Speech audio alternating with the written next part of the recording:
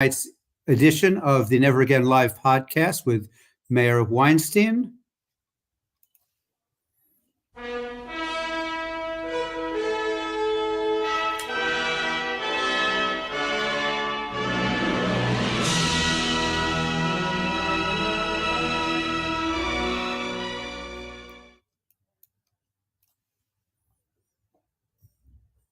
For those new joining us, we're usually on Sunday evening, 7:30 Eastern time. Check your time zone to see what time we are by y'all.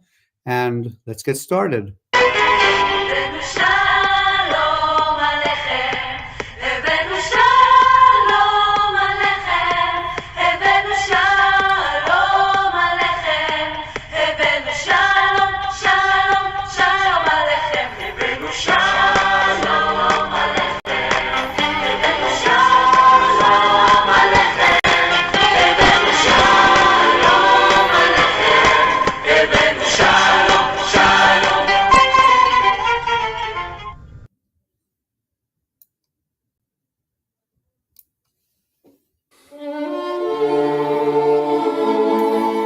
This is the Never Again Live podcast series with Meir Halevi Weinstein, again, Sunday evening, 7:30, and occasionally other times too, depending on what's happening in the world.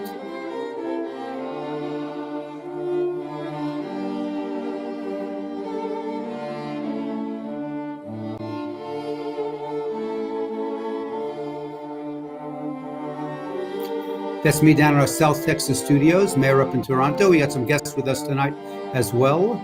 Joining us this evening is going to be later on the program, Leon Kushner, a Jewish activist, blogger, columnist, and artist, and his blog, The World is Upside Down. You could find it at leonupsidedown.blogspot.com. Also with us this evening will be Howie Silberger, who is a man of many hats, but tonight he's with us because he's a Zionist radio talk show host, Israel Talk Radio.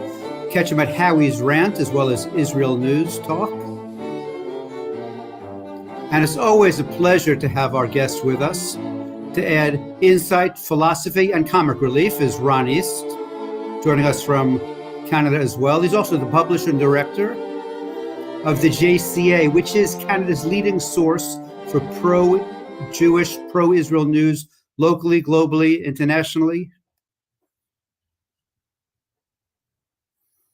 So we all know what's going on in the world, unfortunately, as we bring this episode to you this evening.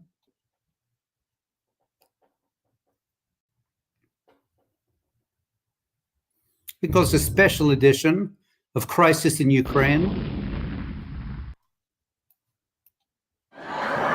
We'll also discuss a little later the ongoing anti-Semitism in our schools across Canada, America, and the world. Unfortunately, Toronto District School Board seems to be the winner of the anti-Semitic school boards in the country. And we'll get back to that later in the program, but I'm going to start off with the crisis in Ukraine. You back that up a little bit so you don't miss that. But what's interesting is that this is Ukraine a couple of months ago. It's all magnificence. It's ancient castles, it's modern ski slopes, it's vegetable market, it's youngsters, the cities.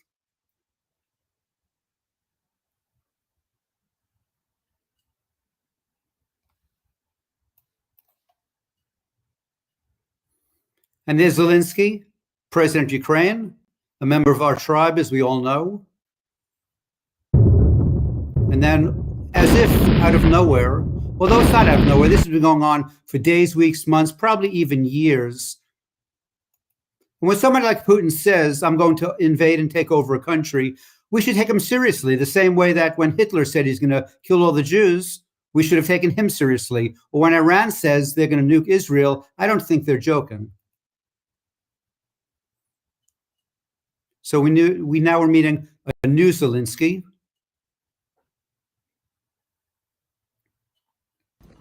Всім добрий вечір. Лідер фракції тут, голова Офісу президента тут, прем'єр-міністр Шмигаль тут, Подоляк тут, президент тут. Всі ми тут, наші військові тут, громадяни суспільства тут, всі ми тут. Захищаємо нашу незалежність. нашу державу. І так буде і далі. Слава нашим захисникам, слава нашим захисницям. Слава Україні! Thanks to USA Today for making that available. But not only the soldiers and the government are fighting the Russians. I'm just a regular civilian. I have basically nothing to do with war or any other thing like it. And I wouldn't really want to participate in anything like this, but I don't really have any choice because this is my home. Мотивація проста. Це краще, ніж сидіти вдома і чекати, поки до тебе щось прилетить. І хто як не ми.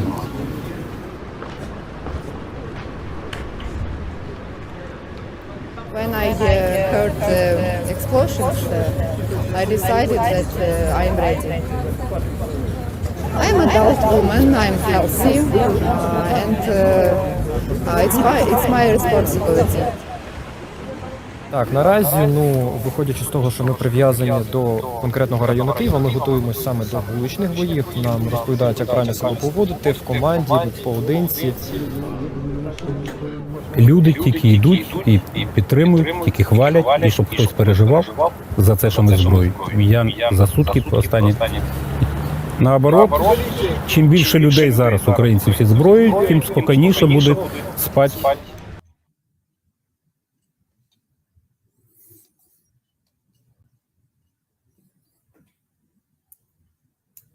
I heard somebody say that Zelensky, the reason the United States offered him to flee and he turned it down is because apparently the United States doesn't have a helicopter large enough to compensate the balls of President Zelensky. And then we have Miss Ukraine from 2015, who could be anywhere in the world she chooses, doing anything she chooses. And yet this is what she has to say. Anyone who crossed the Ukrainian border with the intention of invading will be killed.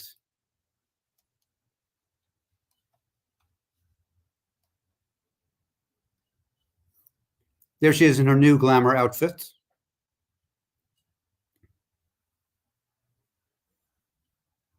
She also goes on to say, our army is fighting in such a way that NATO should ask to enter Ukraine. Instead of Ukraine requesting to enter NATO, she's saying NATO should request to enter Ukraine.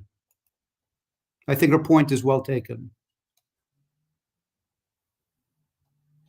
So where is Ukraine? There's our little Ukraine, where Jews have lived in Ukraine for over 1,000 years. Many distinctive modern Jewish theological and cultural traditions have emerged, including Hasidism.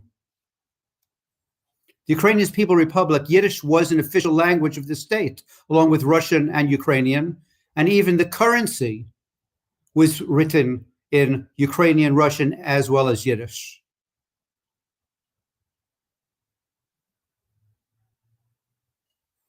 At the turn of the last century, Ukraine was home to 2.6 million Jews, according to some sources, and this is a source which I get this number from.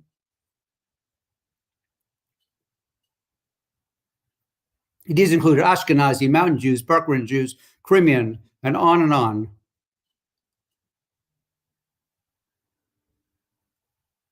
But contrary to what we've heard recently, we all have common genetic basis. We all come from the land of Israel. And we all, probably at this point more than ever, need to all go back to Israel. We need to go back home. All rights of Jewish culture were guaranteed by the state. And Jews held office and were just part of Ukrainian society. 1/3 of Ukraine was Jewish. With beautiful synagogues.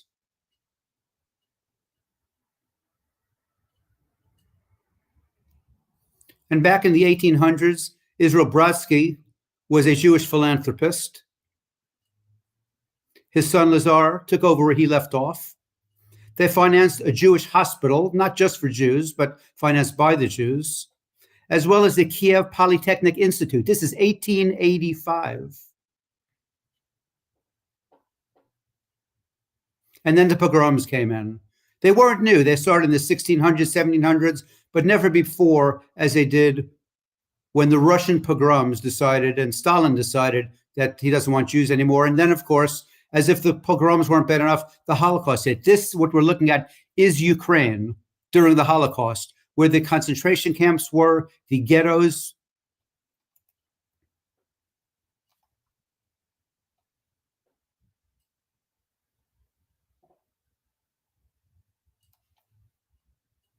Jews of Ukrainian descent include a long list.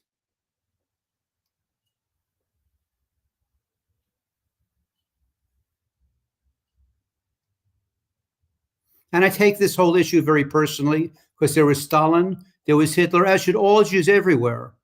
But I did because I'm 100% Ukrainian Jew. All of my grandparents are from the Ukraine. They're from Odessa. They're from shtetls. Somehow survived communist oppression, narrowly survived Nazi aggression. Never went to high school, yet they made it to America. My grandpa Max was from a shtetl in Kuzmin. After his escape, the village was bombed. This is Grandpa Max. There were no survivors, not a single survivor in his village. So there's a dedicated memorial to the hundreds of brothers and sisters, and they always remember what their final rabbi said. If anyone survives, they should remember that the 9th of Av is Yahrzeit for all the Kuzmin holy sites. That's the holy souls. That's the day that the Nazis bombed it and there were no survivors.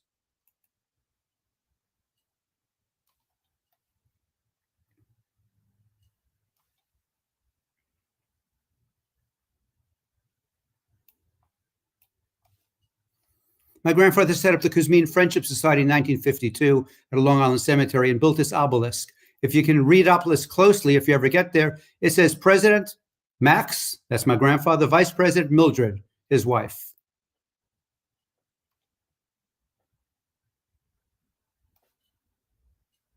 In 1951, my grandfather erected a memorial obelisk. He then went on and paid for the burial in his section of any Kuzmin survivors who could not afford the costs.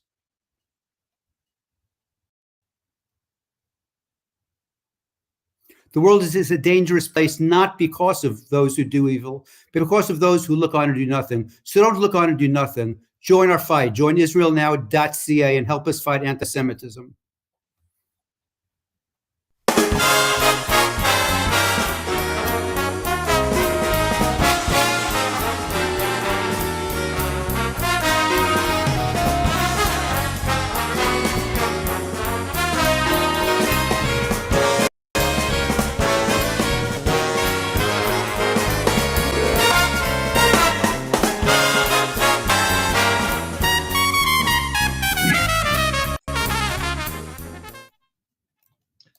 Hi, good evening, everyone. I'm going to ask everyone who's joining us if you could please share this with your various social media pages that you have, groups, pages, Twitter, Instagram, whatever you have. We'll reach a lot more people and have a stronger impact. There's a lot going on in the world, and every show that we have, we always start off with a few words from the parsha of the week that was said in the shul, synagogue on Shabbat yesterday. So I'll be very brief. It's a lot in there, and it pertains to what's going on, or I find the angle where it does pertain to exactly what we're going to be talking about. And what we're going to be talking about tonight is the Ukraine, how it relates to us as a people, the Jewish people and Israel, what our responsibilities and obligations are. And also we have localized anti-Semitism as well with the Toronto District School Board, other school boards throughout Canada, in the United States, universities, campuses throughout the world. So this week's Parsha is Vehekel, and it starts off, Moshe assembled the entire congregation of Bnei Israel, the Jewish people, and he said to them, "These are the words that God has commanded you to do. Work may be done 6 days, but on the seventh day must be holy to you." Now, there's a lot in what I just read. Number one, starts off, Moses assembled the Jewish people, the Jews who left Egypt. And bear in mind also that only 1/5 of the Jewish people left Egypt under Moses, The 80% others, they stayed, they remained in spite of all the miracles, everything that took place. Only 1/5 left with Moses. So Moses assembles 20% of the Jewish people who left Egypt. And just picture a Jewish leader today, that he could assemble the Jewish people today and spell it out, what our direction is, what we have to do. Now he says, work must be done 6 days. And on the 7th day, it will be a Shabbat for you, not to work. Now, what's going on and what is it? And work, the Hebrew word there is malacha.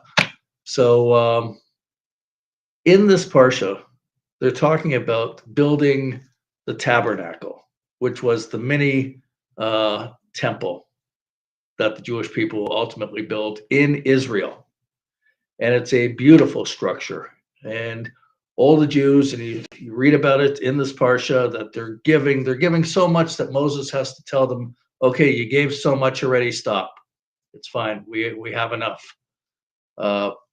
And what is work, according to the Torah, that you don't do any work? It's not just, are you supposed to sit in on the Sabbath in a corner or something, in a dark room or something, and not do anything? No, work is defined as what it took to build the Mishkan, the tabernacle.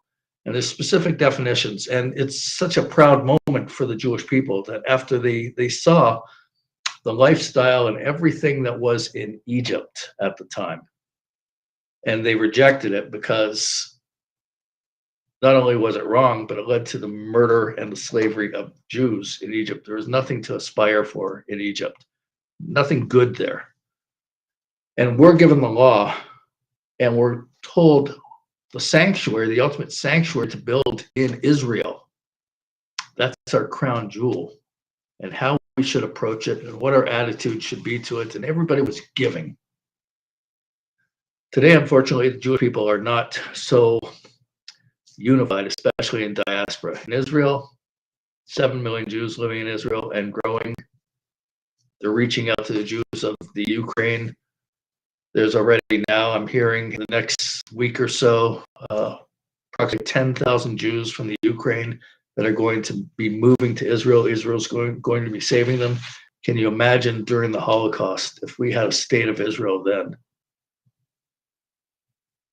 That's what Israel represents, the opportunity to build the proper Jewish future, the right Jewish future, with our ideas and ideology and Torah of what should be.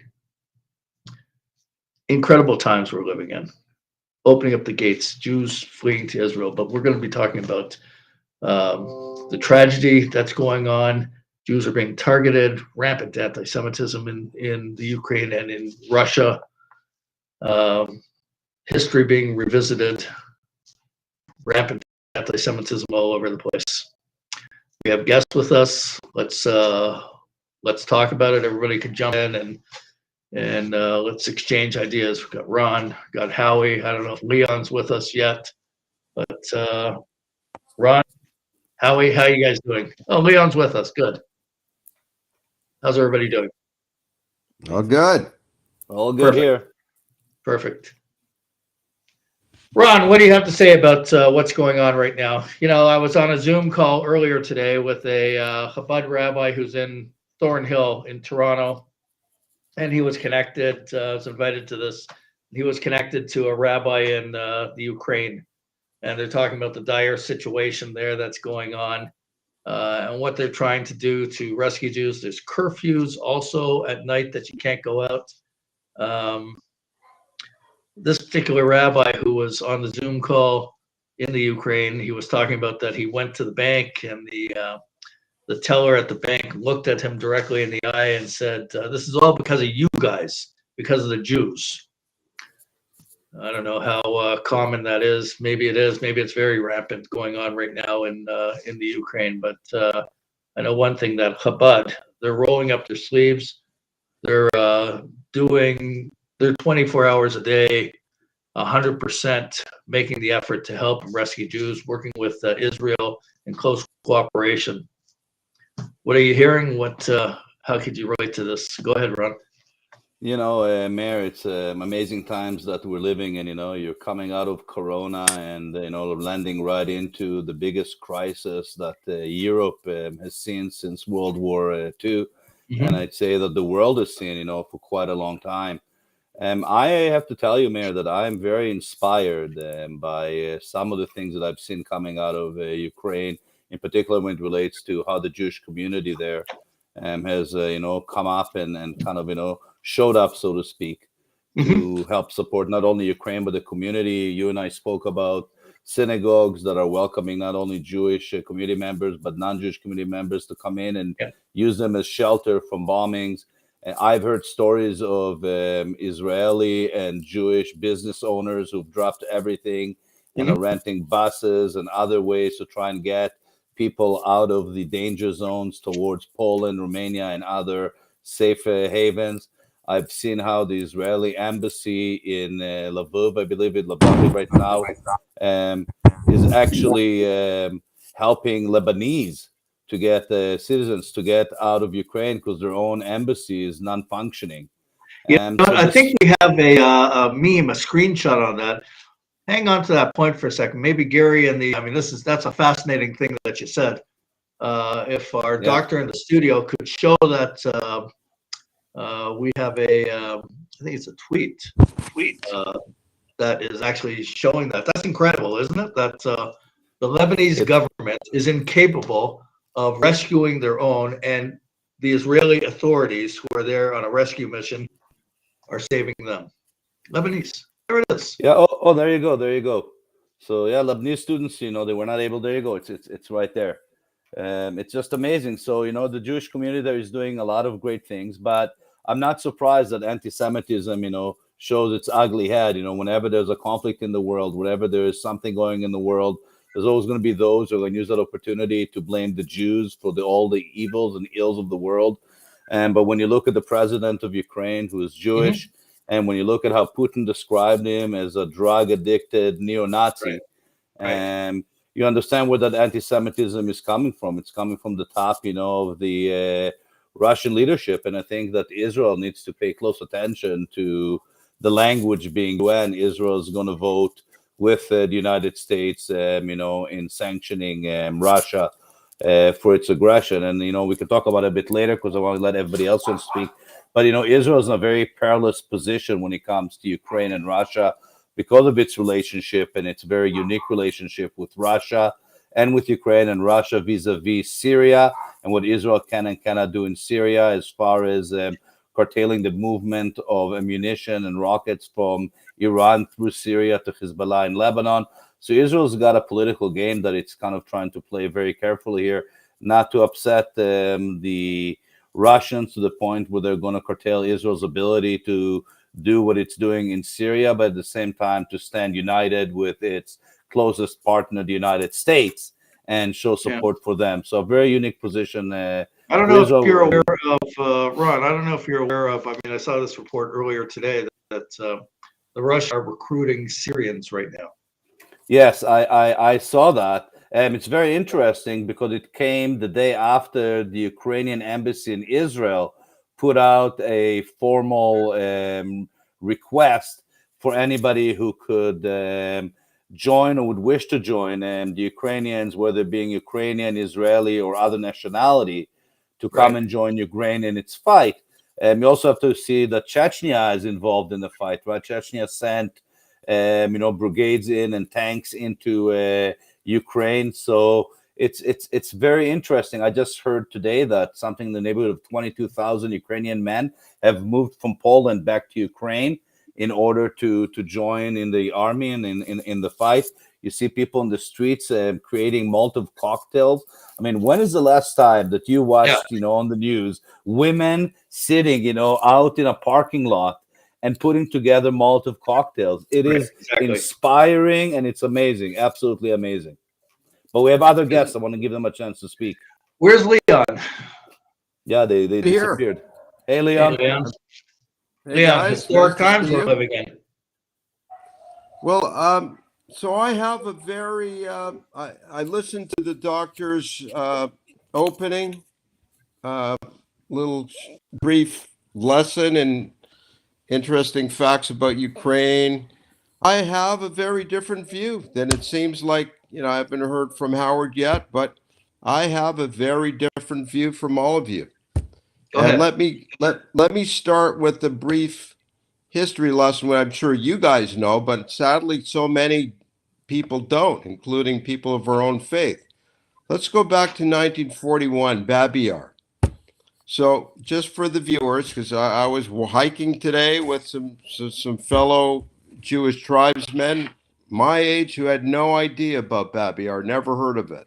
So Babi Yar is the name of a little ravine in Ukraine. And in 1941, during World War II, the Nazis organized a massacre of almost 34,000 Jews were murdered in 2 days. It was a world record for murder at that time, a world record. I mean, today, 34, it's just a number. It doesn't mean much. But if you really think about it, it was horrendous.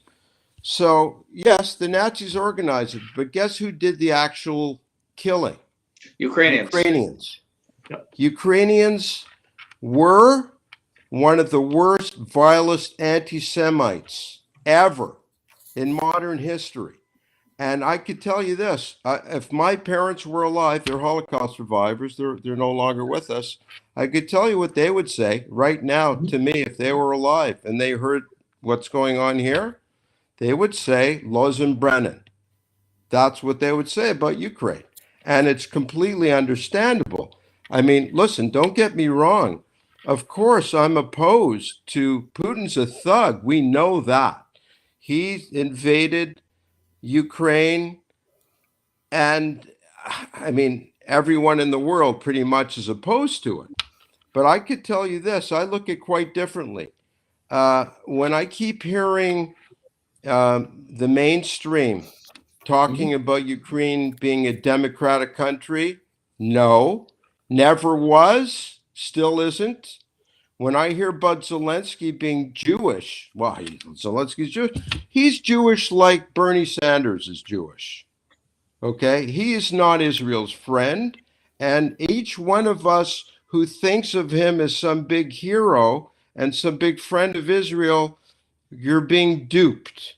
He is not a friend of ours. Ukraine today has probably as many anti-Semites as they did in 1941. By the way, all the left-leaning people, especially here in the West, that are constantly looking for white supremacists and neo-Nazis, and in fact, Meir, they call us that. Right. Okay. Guess where they all are? They're in Ukraine. Ukraine today has the most number of neo-Nazi groups in the world today, and they're not underground. They are above ground, part of the government, part of the parliament. Zelensky shakes hands with them and drinks vodka with them. They are colluding with the government, and I would say, God help the Jews. I heard your comment earlier, Meir, and it's absolutely true. God help the Jews. We don't know how many there are, anywhere from 50,000. I've heard 300,000. I would guess there's probably about 100,000, but we don't know exactly. They're mostly poor. And believe me, they would have got the hell out of there if they could have, but they couldn't, because they're living amongst brutal thugs. The major neo-Nazi group is called Azov. There's literally hundreds of different paramilitary groups there. But the Azov gang, if you see their flag, their insignia, that's part of the official Ukrainian parliament, is a swastika type of symbol. It's a modified swastika. They are not our friends, and I think we should be more careful and prudent before we jump in and hail Ukrainians as, as the modern day heroes. Leon, let me be clear. I never said anything. I support the Ukraine or anything like that. I actually am sickened that Jews would even want to live in the Ukraine after such a history. My parents survivors. There's no question. I know the history there. I know the history in the Ukraine and Poland, Lithuania, Latvia, all those, Romania, you name it. And absolutely, I don't know why Jews go there. I don't know why there's any pilgrimages to the Ukraine. It actually sickens me. Be it as it may, there's a Jewish community there, and you got to do your Right. utmost to them and to help them. So Absolutely. Look, instead of all of us putting little Ukrainian flags on our social media websites, I didn't do that. what we should be doing, I know you wouldn't, but I believe me, there are so many that are ignorant. I would suggest that you donate to organizations right now that are willing to, that are able to help the Jews that are stuck in Ukraine. That's, if you want to do something positive, do that. The way, now, this is my opinion. I look at the war between Ukraine and Russia the way I looked at the war years ago between Iraq and Iran. Let them kill each other. That's the way I look at it. I'm against war in general, Right. of course. Innocent Right. people are going to die on both sides. Right. But seriously, I am not going to lose. I won't lose any sleep. If Ukraine disappears off the map, I will not lose sleep over that. I'm sorry, but I won't. I think there's another message there also, a real concern for Israel, that when Biden tells the Ukrainians that he has their back, and we have the talks on the nuclear talks with Iran going on, and Biden says to Israel, "I have your back." Right. Yeah, really, you got our back. Like Obama. I'm sure had Israel's, they're not stupid there. They see what's going on, especially in the course. defense establishment in Israel, and they know it's empty slogans, period. It's like Afghanistan. Ridiculous. So, I mean, that they're watching acutely what's going on. I hear Leon, and my wife and I spoke very much in the same manner that Leon spoke when we were discussing what was happening in Ukraine when it first started. We do have to be cognizant of the fact that there's over 30,000 Israelis who live and work in Ukraine. Israel's bilateral trade with Ukraine has grown exponentially exponentially year over year. Okay. Despite the history of Ukraine, and despite neo-Nazism that does exist in Ukraine, and it is flourishing in Ukraine. I'm not denying what Leon is saying. There's a much bigger picture here that needs to be played, and I agree. You won't see me putting up the Ukrainian flag on my screen. Nobody put up the Israeli flag, when Israel was under attack. So I draw the line in some things, but I try to look at the bigger picture. And I try to look at the risk factor, to the world as a whole. If Ukraine would just lay down like a dog, show its stomach and let Putin come in and take over. So I think, for those of us, watching from the outside, I am impressed, if you look from a military perspective, I'm impressed with what Ukraine has been able to do over the past 4 days, how it's been able to block the advancement of the Russian military. I'm very interested at how the world has been reacting to what's going on in Ukraine, and I have to say I'm very proud of how the Jewish community has stepped up despite the anti-Semitism and the neo-Nazism and everything else that's taking place there. And despite the fact that they are poor and everything else, when the time comes, doors are open, synagogues are being open to people. The Israeli embassy is helping whoever needs help to get out. It's amazing to see how our people, despite all the hardship, are coming together and doing what's right.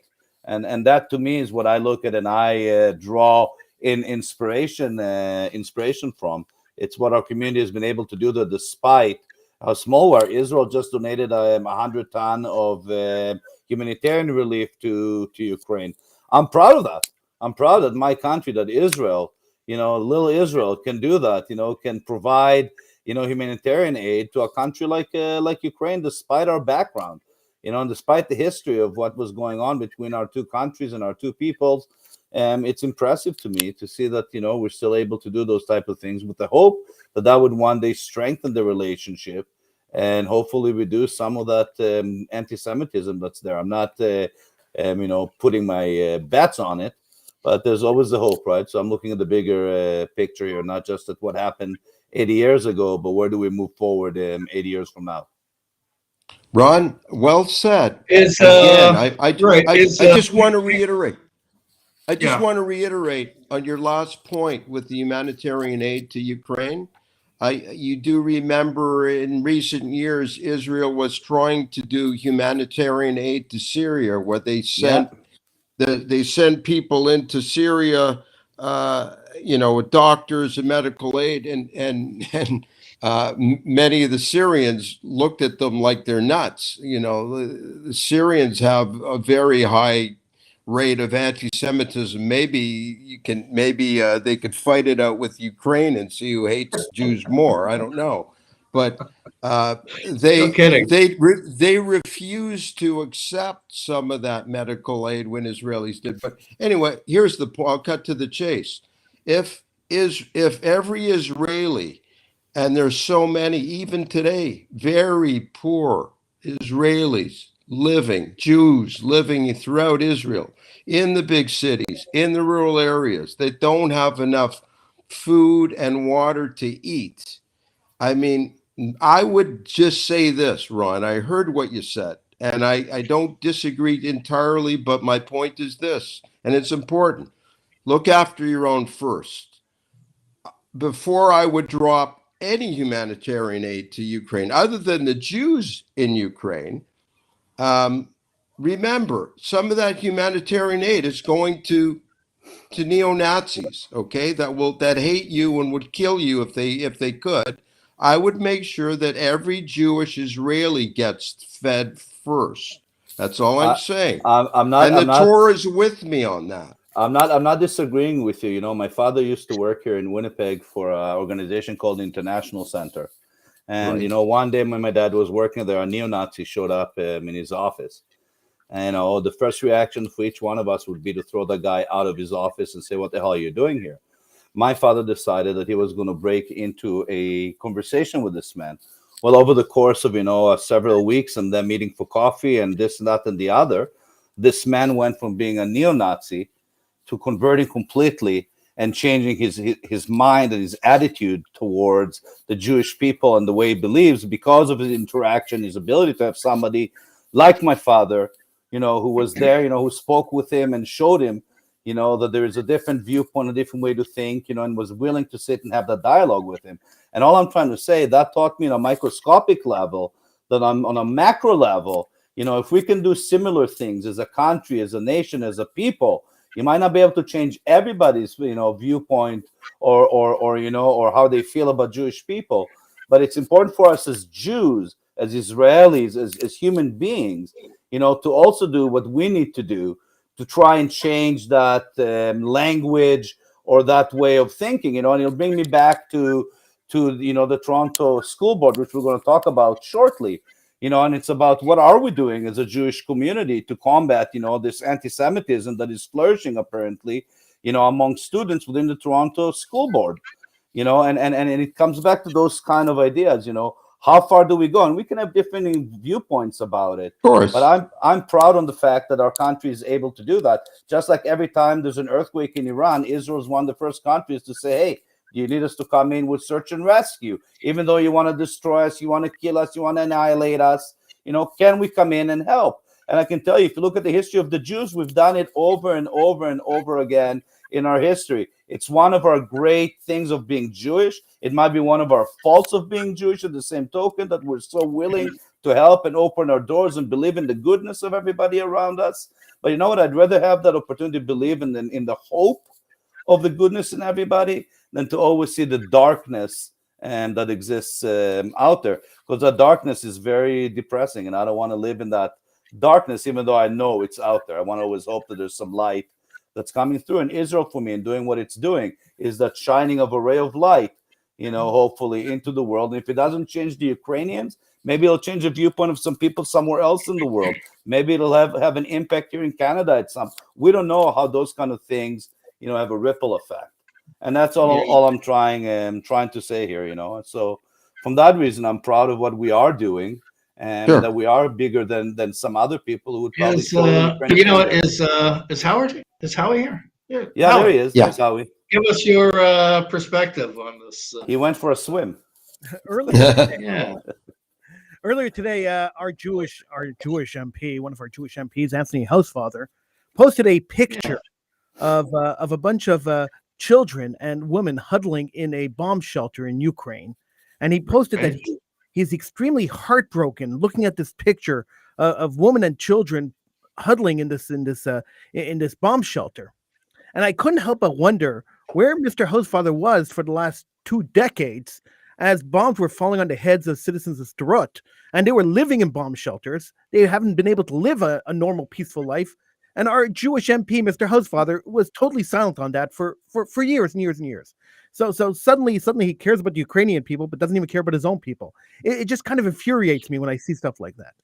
Now Let me top that, Howie. Let me top that for a second. There's a Jewish MP in Toronto. Ron, help me. What's her name? You mean Yara? Yara Sachs. Yara Sachs from the Liberals. Yes. She makes a speech in the House of Commons about the truckers, like she's passionate about anti-Semitism. Out of control. The truckers, when they honk their horns, honk honk. That's code for Heil Hitler. Right. I mean, what is it with these pathetic people from our community to think they're going to represent us? And they make such ridiculous, outlandish comments. And I wrote, you know what, Meir, one of the greatest emails I saw was Leon. He wrote back to Yara Sachs. They're asking about it. Leon, do you want to expand a little bit on that? It was a great response he gave her. I was watching Sean Hannity's on Fox News the other night. Yeah. And he reports, he has a little video of what you just depicted with this Toronto MP with the Heil Hitler honking thing, the trucker thing. And I kind of woke up. I'm sort of half asleep. And I go, wait, he didn't say the name, but I recognized her because she was a yoga teacher for me a couple of times at the JCC, at the Jewish Community Center. Okay. So I remember, what? And I do know who she is, of course. I even blogged about her way back when I was begging the Toronto community not to vote for her. But they didn't listen to me because the community are lazy and they saw a Jewish sounding name. This is in a Jewish, heavily Jewified suburb of Toronto. And like most people, they're lazy. Oh, Yara Sachs, she's not only Jewish, she's Israeli. They voted for her, although she's pro-Pali. What are you going to do? So they voted for her. Anyway, so I see her and I go, oh my God, that's Yara Sachs. So I immediately wrote a letter. A sharp letter asking her to I said something to the effect, you probably read it, Ron. The first letter was something like, what kind of a Trudeau sycophant are you? Are you that desperate to gain favor with him that you'd call the truckers Nazis? And then, are you for real with the Heil Hitler? Like, come on. So I said to her in the first email, look, if you said it, but you didn't mean it, but you're just trying to gain favor from your boss, then please apologize and retract it. If you, on the other hand, if you really believe it, then you need to retire because we don't need people like you. So I encouraged other people to email, and they did. I got a reply back. I was shocked. I got a reply back, and that's what Ron's talking about, where she linked to our good friend Bernie Farber's anti-hate network and to some other some crazy website where they explain the dog whistle of explaining her. This is her evidence, Mayor. Her evidence of the double honk the acronym for honk honk is HH, ergo Heil Hitler, right? Hello, it's obvious. So I said back to her, first I wasn't going to reply. I just thought, wow, she's off her rocker. But I thought, you know what? I'm going to have some fun with her. So I emailed her and I said, so thanks for your reply. Just need some clarification. Do you mean that therefore only the truckers who honk twice are the Nazis, and the truckers who honk other than twice, they're okay. Like, I'm trying to make Hoisik out of her, a little bit. And I also suggested maybe we do a survey of truckers to prove her science of how many truckers actually know that honking twice is a.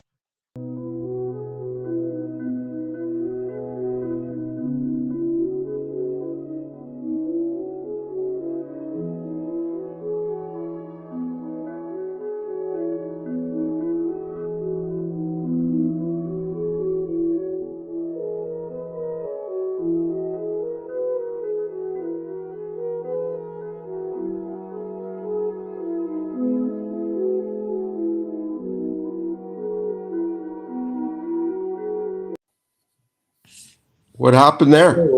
I don't know what that was, but Was that a Russian cyber I don't attack? even know how that. I think somebody must have hacked into our system because we were talking bad about Russia. Yeah, I don't know. maybe I it was don't- the Russians. That's what I I have said. no I think it clue was where the that came from RSX. or where it went.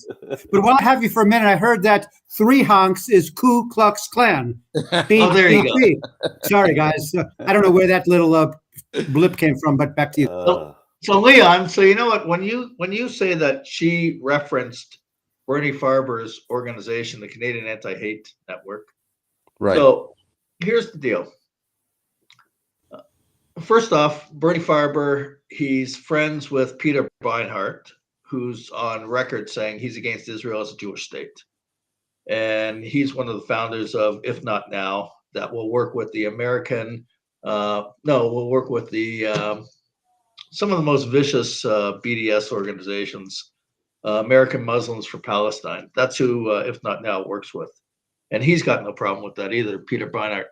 But also, 2 of the founding members of his organization, the Canadian Anti-Hate Network, Mohammed Hashem, who's the head right now of the Canadian Race Relations Foundation, and Amira Al-Gawabi, who's also a founding member of the Canadian Anti-Hate Network, and is also the same organization as Mohammed Hashem, the Canadian Race Relations Foundation. Mohammed Hashem, he has no problem working with Walid Kalgali, who is a leader in the Black community. It's fine. But he spoke at Al-Quds Day. Al-Quds Day calls for the destruction of Israel. It was created, founded by the Ayatollah Khomeini in '79, calling for the total annihilation of Israel. So Kalgali, his friend, will speak there, and Mohammed Hashem never said a word about it, won't condemn it. Bernie Farber won't say anything about it either. We'll get on with that picture that you're showing. But also, Amira Al-Gawabi has no problem taking pictures with Zara Balou, who is the care director in the United States for San Francisco, who made some of the most anti-Semitic remarks. She takes pictures with her, with this anti-Semite. And Bernie Farber is completely silent. So either they don't know what anti-Semitism is, and I thought he did because he was with the Canadian Jewish Congress for years, and I'm ready to sit down and give him a lesson 101, what anti-Semitism is, or he's completely fine with these people that believe in free Palestine from the river to the sea and Al-Quds Day and all that. So when she references, and she goes on about the honk honk, complete nonsense. The bottom line is, when we look at what's going on with the Ukraine, and you got the progressives and guys like Joe Biden that say we have Israel's back, complete nonsense. Believe what the enemy says, what Iran's intentions are. They want to wipe out Israel. And when Biden and their progressives say we have Israel's back, no.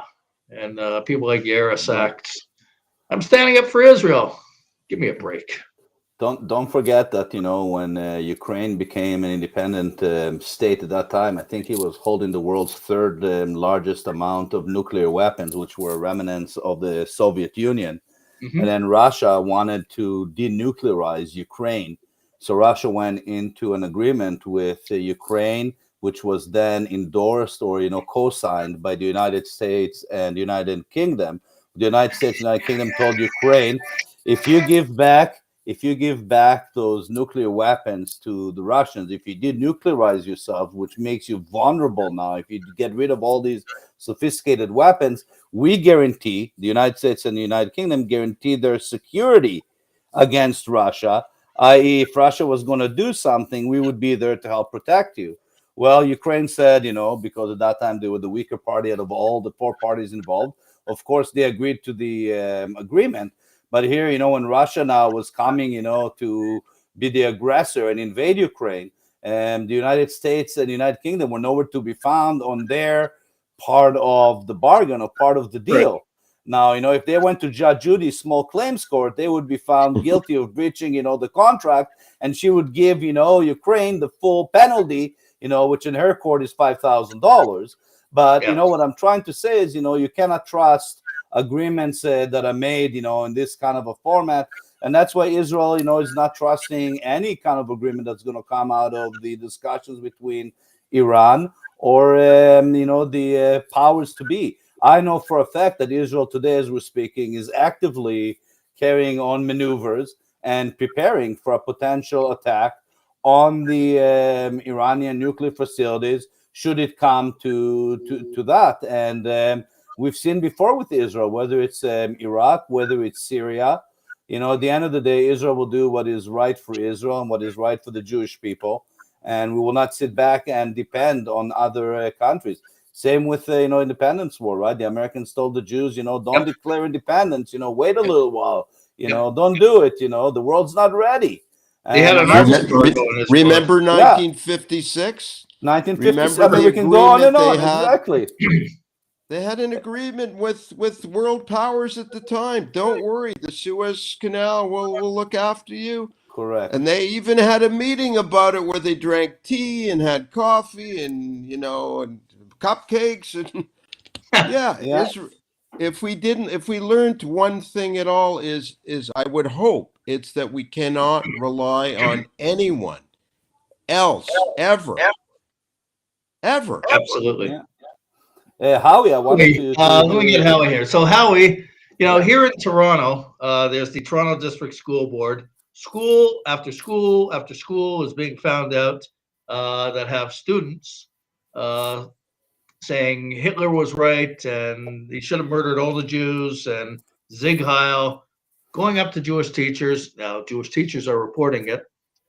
We don't know how many other schools there are that this is taking place. Praise for Hitler, support for Hitler, rampant anti-Semitism. But, I believe it's so widespread. We're out of Montreal with this. I'm surprised you're surprised by this, Meir. No, I'm not surprised by it. In the last at least 3 decades, making Hitler analogies has become common practice. I mean, think about Bush in the Hitler uniforms that they used to put President Bush in. Think about the Israelis and Yitzhak Rabin and the Hitler uniform they put Yitzhak Rabin in before he was assassinated. Think of just during the Donald Trump era, where every time you turned on CNN, every time you turned on MSNBC, there was some idiot sitting there saying that Donald Trump is Adolf Hitler reincarnated. So why are you? And we've dumbed down our school systems. Yeah. We've killed the education system. We've dumbed down history lessons. So what do you expect these kids to know about the Holocaust, to know about Hitler, to understand about anything? All they know is that anything that is bad in the world is Adolf Hitler. That's what they know.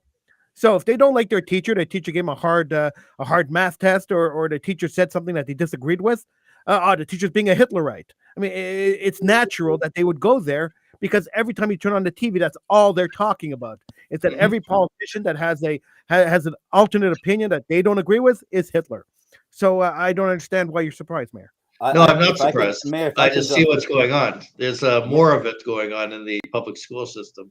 Meir, if I can jump in, I would just say to Howie, there's a difference, a distinction that I would make between, kids who, call somebody a Hitler because they gave him a hard test, or the parents didn't let them go to sleep, the time they wanted to, or you're being such a Hitler.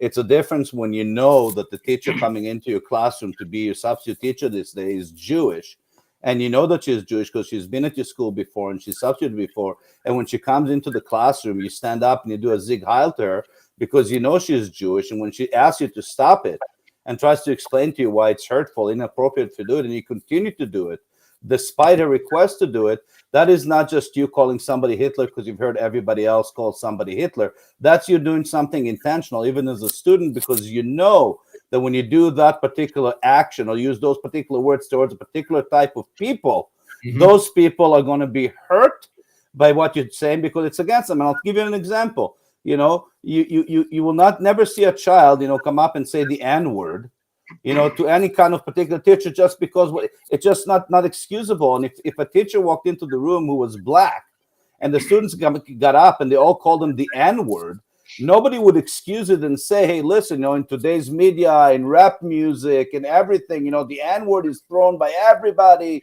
So you know what do you expect? The students, no, there'd be movements. There'd be Black Lives Matter burning down the school. The mayor would be asked to to resign. There's a difference. Jews don't go out and burn down the cities. That's the problem we have. But that's what I said at the beginning of this. We've given up our outrage. I agree with you. I agree. Outrage. But we shouldn't accept it. I get outraged a lot, and I get outraged in my show a lot. I write a lot about people hate me, and they hate me for a reason. The reason they hate me is Howard, I love you. I love you. Just so you know, I love you too, Lee. The reason they hate me is because I tell the truth. Because I don't like sugarcoating things. Look, if you're a Jew hater, I'll call you a Jew hater. Correct. Right. I worked in a Jewish school where I walked into a class and the Jewish kids got up and zig heiled me. They Nazi salute. Jewish kids. Okay, so I sat down with them and I said to them, I don't understand. You're in grade 8 and you're getting up and you give me the Nazi salute. What's the story here? And they didn't even understand. They had no concept of what it meant. None whatsoever. They saw it looked kind of cool. Some of their friends were doing whatever, and that's why they did it. They had no idea what the significance behind it was, because Holocaust isn't taught in high schools, in Jewish high schools, until grade 11 when they go to March of the Living. Before that, they never hear about the Holocaust. So our education system has failed our Jewish community. It's as simple as that. It's failed the community as a whole. I'll tell you, my son went from a Jewish school here in Winnipeg, which is a public Jewish school from grade 1 to 6, where he was insulated in a bubble of Judaism, and from there he went into a public school for grade 7, 8, 9, into a junior high. And for the first time in his life in grade 7, he was exposed to anti-Semitism towards him by other students who knew he was Jewish. They weren't doing it to other students in the class who were not Jewish. They were directing towards him, so they knew what they were doing. Grade 7, we went and spoke with the principal of the school that promised us action would be taken. Grade 8, we went to the school, talked to the principal, and they promised us action will be taken. At grade 9, I told my son, next time somebody stands up to you and does that, beat the crap out of them. And that's what happened. And you know who was called into the office when that happened? Your son. I was called into the office because now my I need to chime in right there. When my daughter was in 4th grade in South Texas, in a community where a synagogue is 100 years old, her first day of school in 4th grade, a boy came up to her, didn't know her, but somehow said to her, "The Hebrews sit in the back of the bus." Well, as soon as she got home and told me that, I guarantee you, we went over to the kid's father's house. That was I won't tell you the end of the story on live TV, but trust me, that was the last time he said anything like that, and the last time his parents ever talked to me again. And I've been in town now for 31 years. It was a great conversation. Leon, let me just end and then go ahead.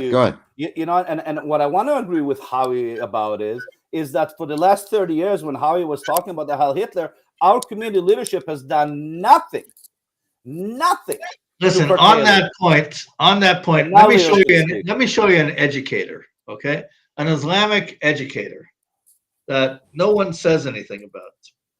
We have earlier, our doctor in the studio showed it when I was going on about Bernie Farber's connections and all that, and I said, we'll get to it.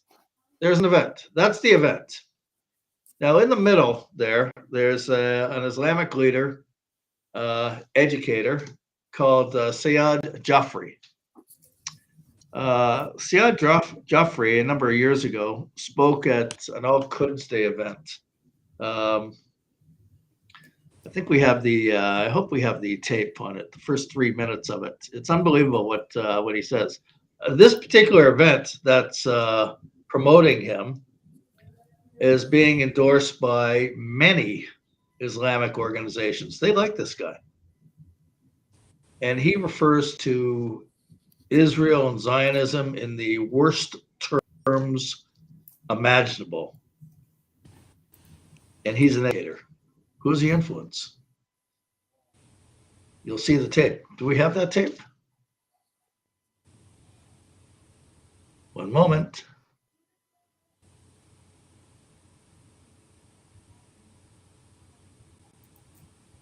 Keep talking. I'll bring it on. As soon as it's on, you'll know it because you'll see it. Okay, the first 3 minutes and 20 seconds. I don't believe Bernie Farber said anything about this particular Mayor, why do you spend so much time talking about Bernie Farber? Well, even when he's with the Canadian Jewish Congress, he hated the Jewish people. So I don't know why you spend so much time worrying about Bernie Farber. I'll tell you why. I'll tell you why. Because as there was this incident, the latest number of incidents with the Toronto District School Board, so then I get a message sent to me that CJ is actually working with him right now about the Toronto District School Board and the anti-Semitism, which I consider to be just completely ridiculous that CJ would have any association to work with them when you see who he associates with. First of all, let me congratulate every single individual here for listening to their inner voice, that voice that screams justice, the voice that has been created by your creator inside of you. Every single human being, my brothers and my sisters, we can tolerate a lot of things. We can tolerate the faith of each other. We can tolerate our colors, our languages, our cultures. One thing we can never tolerate, and we should never tolerate, is injustice. We can never tolerate oppression. We can never tolerate tyranny. There are Jews here, there are Christians here, there are Muslims here. And I ask those Jews, those Christians, those Muslims, that we belong to one faith, we belong to one religion, and that is the religion of humanity. This is not about Palestinians, it's not about Muslims. Where we see the name of Judaism being hijacked by Zionism as Muslims and Christians, we have a responsibility to save that Judaism. Where we see Muslims being hijacked by extremists and the name of Islam being hijacked, it's up to the Jews and the Christians to safeguard the name of Islam. And where we see Christians being hijacked by extremists, it's up to Jews and Muslims to safeguard that name of Christianity. You see, understand this, that when Palestine is free, not if it's free, when it's free, Jerusalem will be one again. And in that Jerusalem, there'll be allowance of Muslims to worship Jerusalem, to Christians worship Jerusalem, and to Jews to worship Jerusalem. And wherever there isn't that happening, believe me, there'll be a rally for the Jews by the Muslims, for the Christians by the Muslims, and vice versa. We are one human bond, and that bond, the glue to that bond, is injustice. And our enmity towards injustice doesn't stop at Palestine. This day that was revealed and established by a leader of Iran many years ago, he called it the Yom al-Quds, the day of Quds, but actually it's a Yom of the Mustaz'afin, the day of the oppressed. And in today's day and age, with the help of the Almighty, not only is this about Palestine, it's about Bahrain, it's about Libya, it's about Somalia, it's about Egypt. Wherever you see individuals who refuse to fall under the banner of dhulm and oppression, this day is for them. And all we can do right now is understand that we will not and we should not accept injustice by any means, by any group. And wherever you see injustice happening, understand there is a 1%, a 2%, a 100% involvement by the Zionist regime.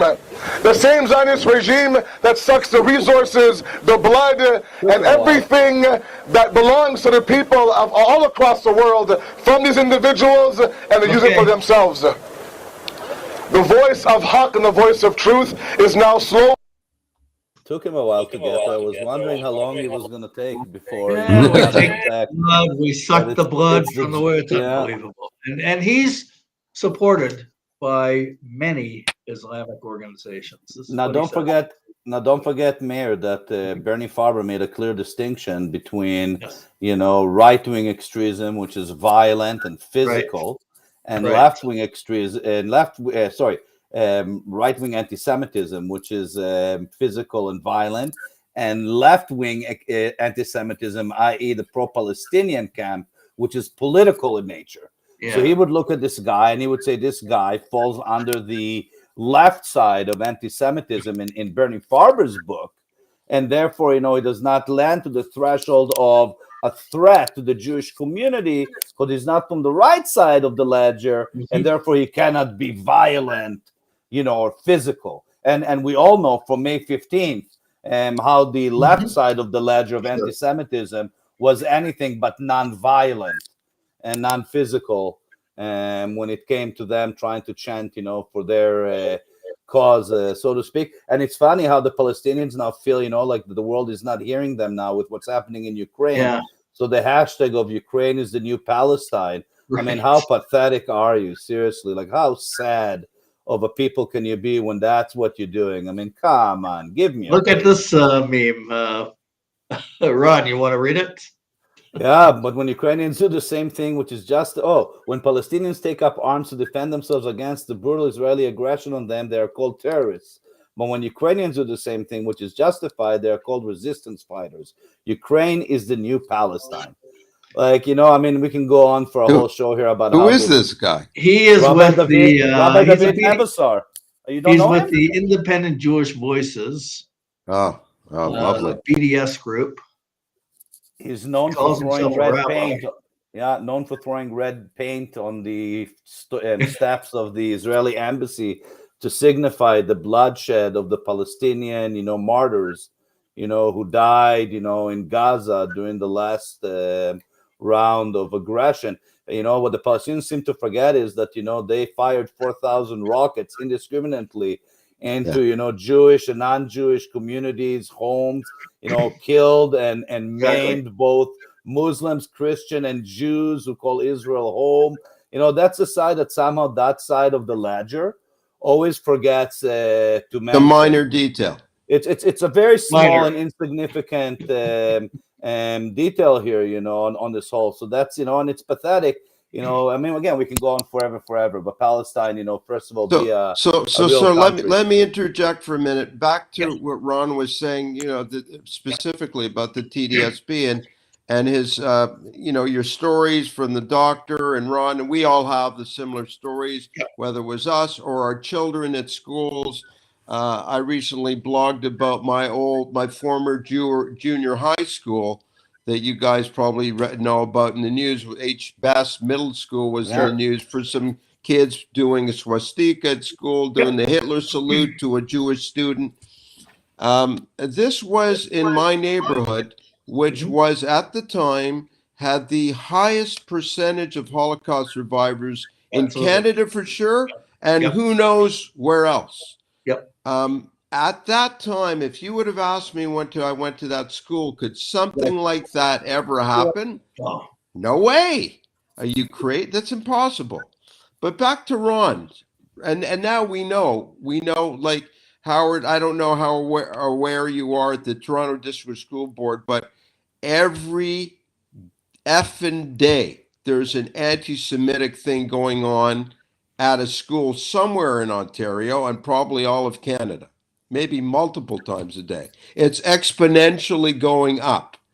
And the trouble is, what you alluded to, but you didn't conclude, was there's no consequence for when they said. What you said was right.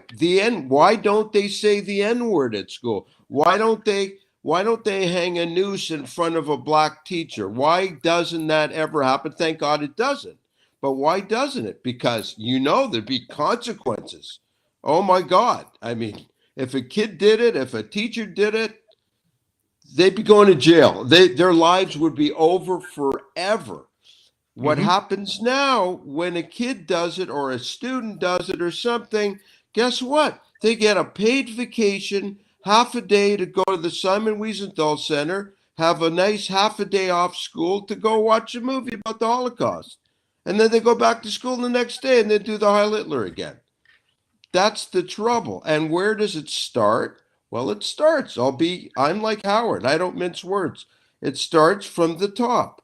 The current director of the Toronto District School Board is a black woman called Rollins, Colleen Rollins, Yep. who is part of the BLM, who we all know. Anyone who wants to know could investigate BLM on their own. Don't take my word for it. They are anti-white and anti-Semitic. Yep. And they typically side with the Muslim, pro-Palestinian, anti-Israel narrative. They're corrupt. We could write a book about that, but we won't. But she sides with them, supports them, as does our prime minister. Okay, as does Yara Sachs, as do half the school board trustees at Toronto District School Board. Howard, you probably were aware a few months ago what happened was there was a vile guy who started distributing terrible, fallacious hallucious lies about Israel to the school board, to students, to teachers, thousands of them. And one of the Jewish trustees called them out. And guess what? She was getting censored. For saying, hey, look what's going on in here. She was getting censored by the school board. So it comes from the top. So there's no surprise. I mean, that was just the opening salvo. You will see more and more. I hate to predict bad news, and I don't like to predict, but it's obvious where this is going. She needs to get fired yesterday and replaced, and the whole anti-Semitic school board needs to be replaced. I've said this before.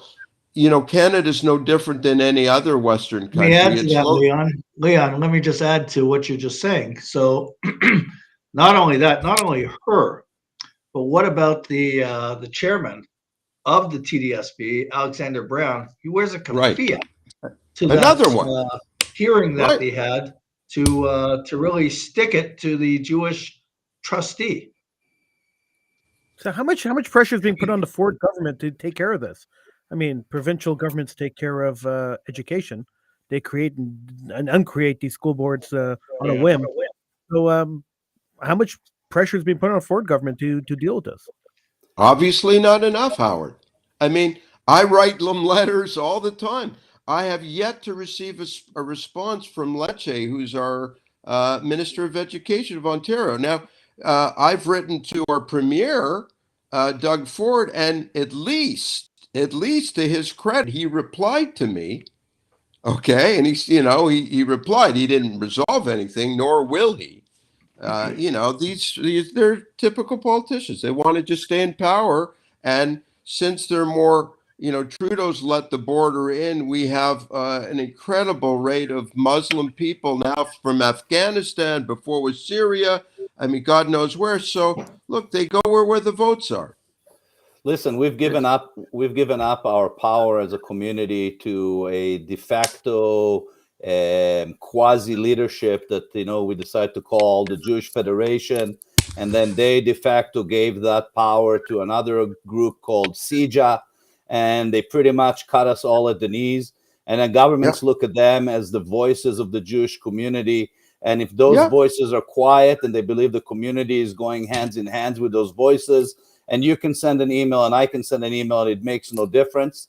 And that's why I've said from the beginning that I believe that, our community needs to have a real sincere and open discussion about leadership in our community, because what I see from the Federation is not leadership. I see philanthropy.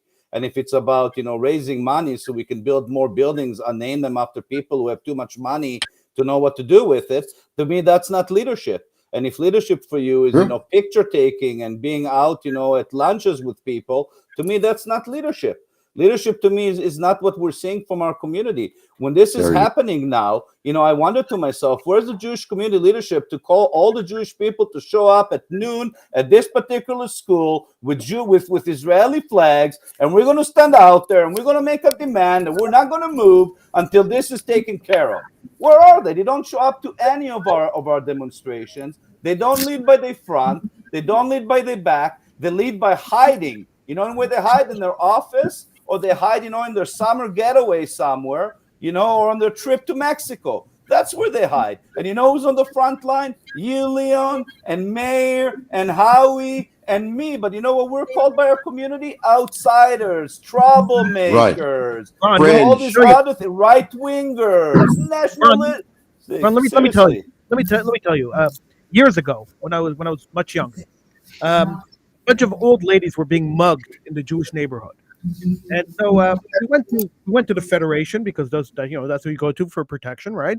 Went to the Federation. We said, hey, listen, you know, these old ladies are being mugged in the neighborhood, and some of them are getting their limbs broken.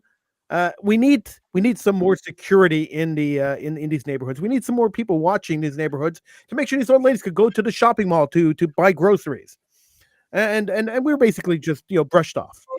So as young guys, I was in my late 20s, and we organized a Jewish security force, security force, to go and basically a walk safe program, right? We'll go pick up the ladies from their homes, and we'll walk them to the store, and then we'll walk them home again.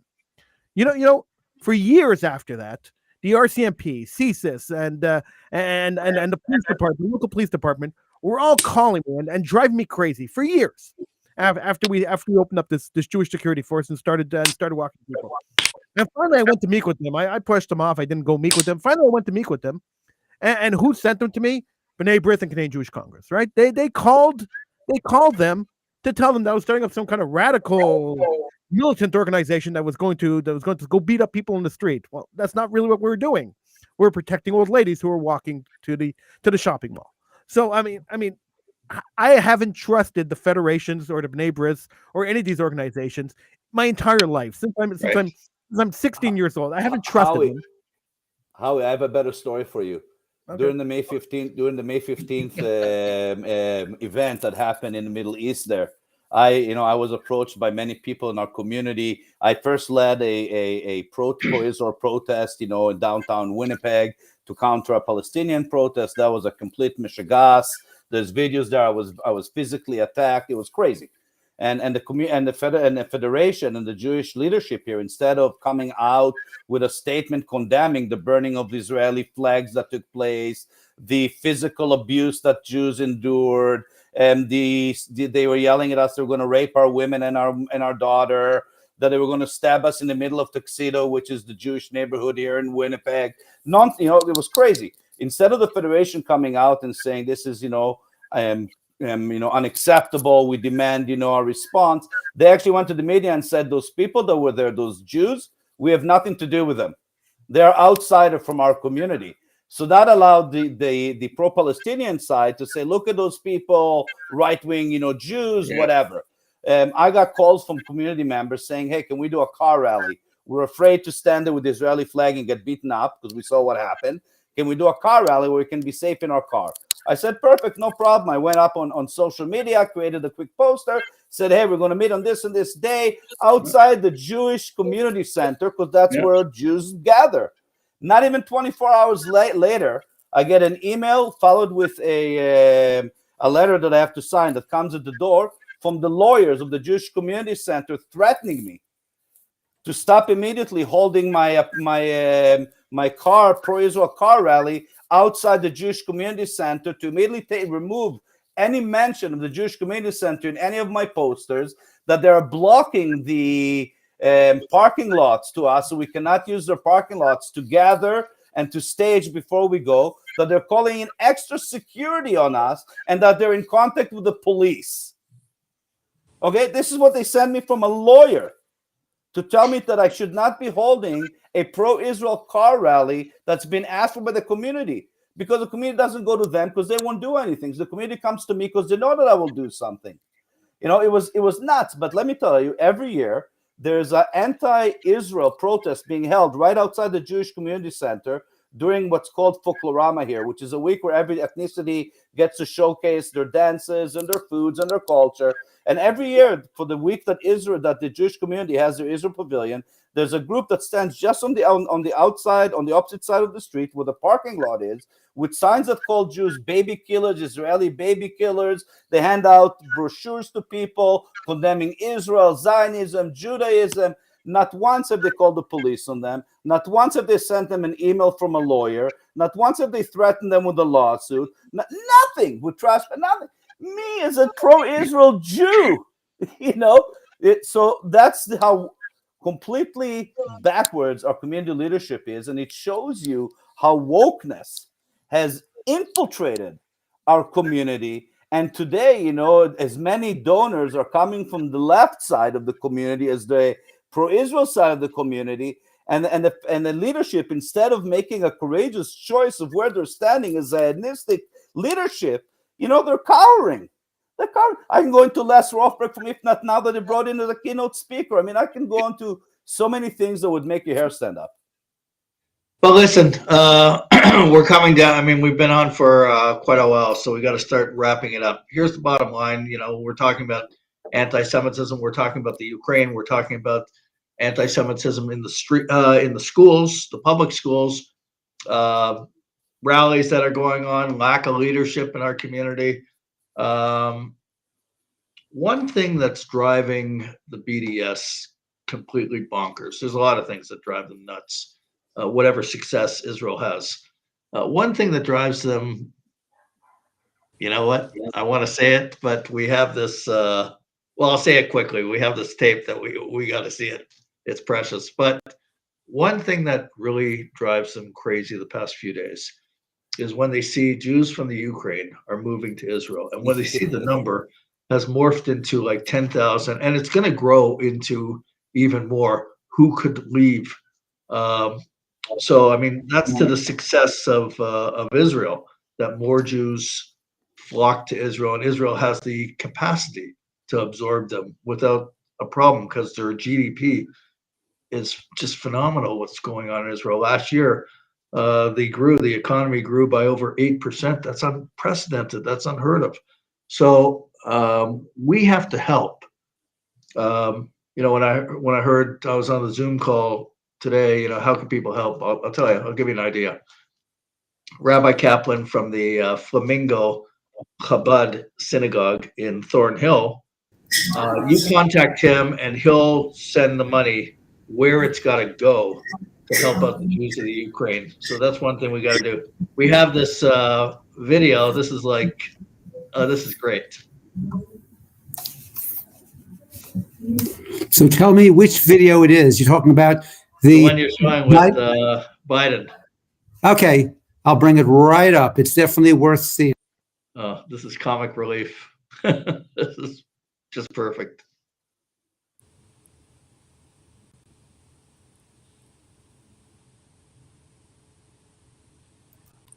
Remembering that this too is happening in Ukraine, that there are indeed Nazi groups in Ukraine, and they do have a Jewish president, but that doesn't stop the neo-Nazis. We know that. So I think that, as we said earlier, just head on home. So with that, let me show you this very serious documentary recording of Biden speaking with other heads of state. Oh. And here it is. President Zelensky, the United States is committed to the security of Ukraine and its people. Thank you, Mr. President Biden. We will stop Putin with our most powerful weapon. Oh, הגיע הזמן. Diplomacy. זה לא עוזר לי, יש אותי טנק רוסי בחצר, בלד. Now I'm really pissed off. I'll bomb them. סוף סוף. With sanctions. עוד פעם סנקשן, ומה, באתי לשיננית? מה קרה? Now you, Prime Minister Benatsky. The Bennett. Of course. The United States is committed to the security of Israel and its people. כן, על זה רציתי לדבר איתך. איך אנחנו עוצרים את האיראנים? Don't worry. When it comes to Iran, they understand only one thing. נכון מאוד. Diplomacy. אתה אומר. הלך עליכם, בלד. זה לא שלי. סליחה. Аля, я сговорить хочу. Почему? Спасибо. מסתבר שאין לי הרברה. אולי יש לכם פה מישהו להלוות? He's so funny, I'm telling you this. You know, he was a comedian. Oh, or maybe you're the comedian, right? Because you look funny. You're like bald and you have these weird teeth. לא, ג'ון, תתרכז. אני מישראל, והוא מאוקראינה מחבל הבדרנים. עכשיו, מה עושים עם איראן? Oh, don't worry. You have my word. Iran will never invade Ukraine. Israel. Of course. כן. Of course. Russia will never Ukraine Israel.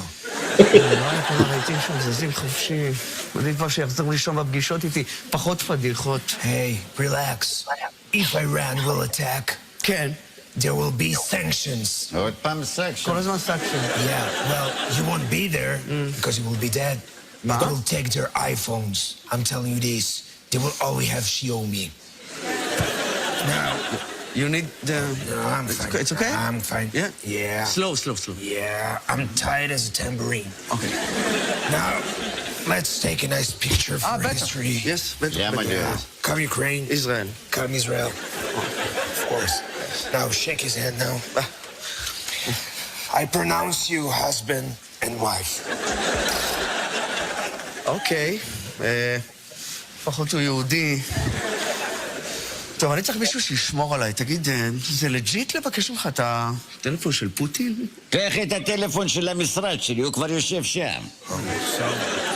Apparently, the door is over He's there. over there, yes. So funny. There's the closet. Teeth. I'm not the... He's the... הלך עלינו. הטלוויזיה של ישראל. Oh, okay, so listen, let's get some final words. We've been on for a while. Let's go Leon first. All right, TDSB. Again, be careful who you vote for and vote for the right people.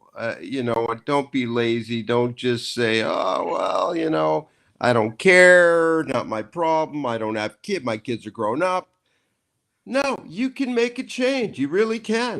Be careful who you vote for. Your trustees, school board directors, everybody, prime ministers, on down.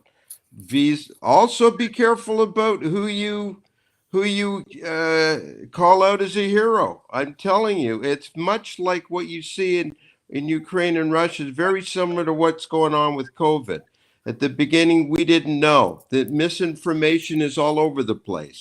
Now, a couple years later, the truth slowly bubbles up. Maybe vaccines aren't the panacea we all thought they were. Maybe the lockdowns and the mandates weren't so good for everybody.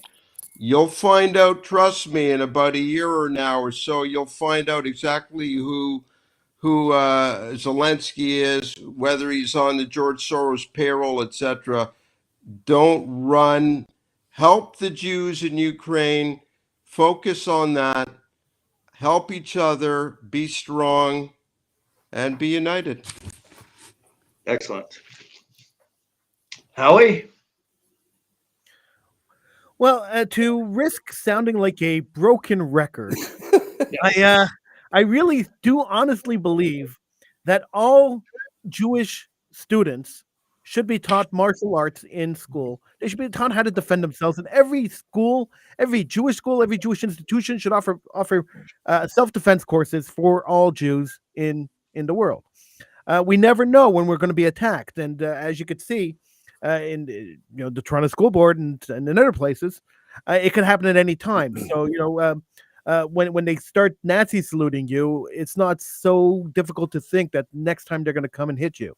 So in order to protect everybody, we should all learn self-defense. We should all be experts in defending ourselves, because we can't rely on anybody, including our Jewish organizations, to defend us. And now, as for the Ukraine, Meir, I really couldn't care less about the people of the Ukraine. Really, they were the most vicious and vile people during World War II. During the Holocaust, they were more vicious than the Germans, and Ukrainians. I mean, they could all rot for all I care. The Jewish people living in the Ukraine, I have no idea why they're there. I have no idea why they're still there. They should be removed. They should be evacuated, much like we evacuated people from other countries where Jews were in danger. An evacuation should happen in the Ukraine, where the Jews are all brought to Israel. Unfortunately, this is the story of the Jewish people in the diaspora. Right. Well put. Ron? Well, Meir, and Leon and Howie, there's several things that are absolutes in life, death, taxes, wars, and anti-Semitism. and that's just the way, the world has always been. And unfortunately for us, I think that's the way the world will be. It is our job, though, as when we're here, to call out those people who are, acting in and partaking in anti-Semitism and in acts of violence against our Jewish people. As it comes to Ukraine, it's not even entertaining television at the moment. At least the first Gulf War, there was something to see. I sit at night at home hoping to be able to get some, action, so to speak, but there's not much to see there. And on the other token, I'm with Leon and Howie on the big picture that, I really personally don't care what happens to the individual people, in Ukraine, and what happens there at the end of the day. I'm just always interested in how we react as a people and what we do as a people, and how at the end of the day we come out as a people and as a country. And I'm proud of what we're doing right now, and I'll continue being proud of what we do as Jewish people.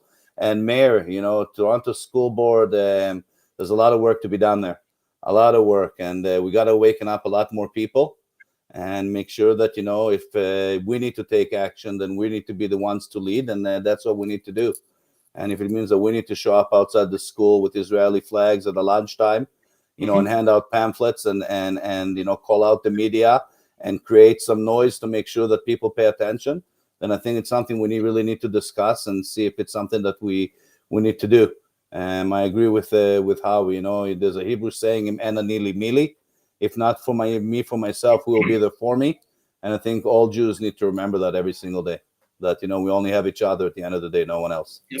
I mean, 100% well put. Good.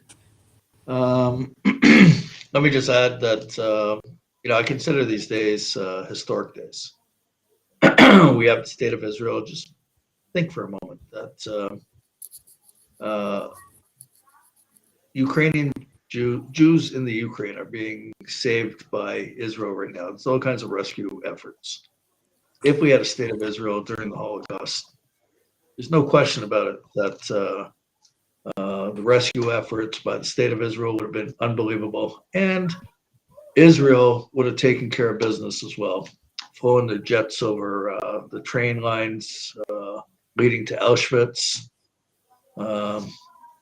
doing what has to be done. But we didn't have a state of Israel then, and now we do. Now we have the potential for a bright future for the Jewish people. The fate of the Jews in the Ukraine, it's a matter right now of pekuach nefesh. You have to save a life. You have to help. And they need our help. How they got there, why they're there, obviously we know the history. We went over the history of Jews in the Ukraine. It's horrible, with the anti-Semitism, the slaughter, and the pogroms, and Babi Yar, and collaboration during the Holocaust and running the death camps. There's no question about it. But with the rescue efforts, we have to help. And like I said earlier, one way is if people want to give, make a contribution. Not exactly sure how it's going to work, but contact Rabbi Kaplan at the Flamingo Chabad in Thornhill as one person, by example, who's collecting money right now. And because the banks there some of them have been shut down. Some of the banking system is shut down in the Ukraine. So it's not so simple to get it there. But if you contact him, hopefully by now or by tomorrow morning, he'll know some roundabout way how to get some funding there. Meir, I'm sorry to interrupt you, but may I suggest something? May I just suggest something? Sure. Some of us don't reside in Toronto, aren't familiar with the synagogue layout in Toronto, might not feel comfortable giving money of our own to somebody. Is there a possibility of you being able to set up something through israelnow.ca? Yeah, it's good. And right. then from there, you can then, you can be if they want to make a contribution, if they want to make a contribution to Israel Now, go on our website and just make a note that this is for the Jews of the Ukraine. Yeah. That's all. And then you'll make sure that contribution goes in that direction. Certainly. So go to the website, visit the website, israelnow.ca, and click the donate button. But also put a little note there if that's where you want it to go. And we'll see to it that it is taken care of. Absolutely. I want to thank everybody for joining us today. Covered a lot. Again, like I said, historic times, unbelievable times. And Israel has the back of the Jewish people. And it's incredible that we're living in this era and our grandparents weren't. We're living in unbelievable times. Thank God. And we're watching miracles take place. Amazing times we're living in, amazing times. Unbelievable. Does our doctor in the studio have a song that we're going to conclude with, or? I do have a song, and just right before I play it, this isn't a plug for any vested interest I have, but there's a book called Political Punerology, and what it is basically, it's a manuscript that was initially destroyed by the Polish communist police when it was written. It's a theory as to the evil in politics, how Stalin and Hitler, and now, doesn't matter if you're talking about kings or princes or presidents, how they tend to all be psychotic. They're very self-centered. They're narcissists. So without saying any more, for our audience as well as you all, if you get a chance, you can get this. It's available anywhere, because in 1984, from memory, the last of the researchers from the original paper was still surviving. And from memory in 1984, he rewrote it and had it published. So that's all I'll say about this. And now I'm going to play a song which actually was sung intentionally to be dedicated to the Ukrainian Jews. And here it is. Very nice. Very nice. Oh